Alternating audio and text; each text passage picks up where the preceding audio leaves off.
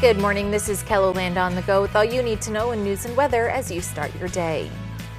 One man is dead after a car versus motorcycle crash in southeastern Sioux Falls over the weekend. Police say it happened around 9 o'clock Saturday night when a motorcycle approached the intersection of East 57th Street and South Rateliff Avenue at a high rate of speed. A car was entering the intersection when the motorcycle hit it. Life-saving efforts were attempted, but the driver of the motorcycle died at the scene. A vigil was held last night for two people who died in a crash over the weekend in northern Sioux Falls. Community members gathered near 34th Street North and Northcliffe Avenue where the crash took place. Sioux Falls police say it happened around 12:30 Sunday morning. When police arrived, they found two people in the road with life-threatening injuries. The two were stopped on the side of the road attempting to fix a tow strap when a pickup struck the two vehicles. Police say alcohol may have been a factor in the crash and charges are pending. Police are also investigating a hit-and-run crash on the west side of Sioux Falls that sent two people to the hospital. It happened just after 11:30 Saturday night at 37th Street and South Jefferson Avenue. Police say two vehicles were involved. Officers arrested one man in connection with the crash. We're hoping to learn more information about these incidents during this morning's police briefing, which we'll carry live right here on KELOLAND.com beginning at 10:30. Now let's get a check on our weather with meteorologist Scott Munt tracking some storms this morning. Scott. Showers and thunderstorms this morning will continue to be scattered as we do go through the late morning hours. Some of these may hold across extreme southeastern KELOLAND for the early part of the afternoon. We'll bring in some sunshine and some warm air too. We'll have temperatures today in the 80s for afternoon highs, though Phillip may hit 90. We'll go with a light northerly wind around 5 to 15 miles per hour, though it will be a little stronger in western South Dakota. Brian will have more details on your forecast coming up. Thank you, Scott. Community members in the Pierre area spent yesterday cleaning up after a big storm moved through Saturday night into Sunday morning. Severe weather swept through parts of western and central South Dakota, damaging buildings, vehicles, and knocking down trees. The Pierre Airport reported a wind gust up to 84 miles an hour around 2 o'clock Sunday morning. The attempted assassination on former President Donald Trump Saturday sparked responses from politicians across the country. One of them was Senator Mike Rounds, who denounced the actions of the shooter, 20-year-old Thomas Matthew Crooks.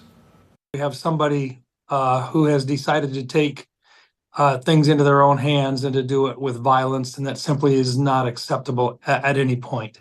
We also talked with Representative Dusty Johnson and South Dakota Attorney General Marty Jackley. You can see their responses with this story here on KELOLAND.com. It's been a massive construction project in Sioux Falls for over a year now. We're talking about replacing the roof and architectural design work on the Washington Pavilion. We started to see a lot of water penetration coming through the cornice, and we also noticed that it's aging. And, again, we wanted to be proactive and prevent anything from falling off the building. They are using fiberglass moldings to make the replacements. The entertainment tax in Sioux Falls is paying for the remodel to the tune of $6.5 million. And that's a look at some of our top stories. Now let's get one last look at your weather with meteorologist Brian Karstens. Brian? All right, tracking that scattered rain out there this morning, and so that story affecting us here as we begin this Monday morning. Most of the heaviest weather has been across Minnesota, where there have been several severe thunderstorm warnings. You can see the track here through the rest of the day today. This trailing cold front still has a little bit of activity on it. It's widely scattered though, so not everybody's going to get hit with rain. Temperatures will certainly be warm, a lot of 80s across the board here. I would expect Yankton probably closer to 92 for a high this afternoon. Sioux Falls, we're forecasting right around 88. And then this north wind, it is eventually going to do its job here. It's going to start to tap into some drier air, bring down some of those humidity levels as we go through time.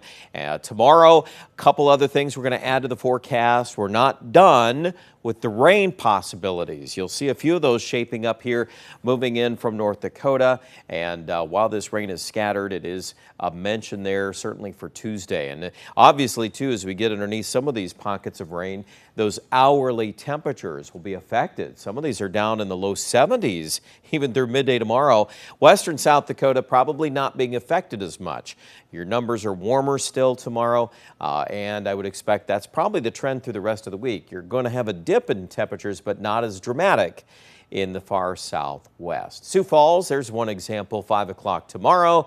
Yeah, we can't rule out a few of those patches of showers and thunderstorms. So just keep your eyes and ears tuned to the weather to your northwest. Whatever's northwest of you, that's what's going to be coming in this type of a weather pattern. And frankly, getting into midweek, we're looking at highs in Sioux Falls at about 76.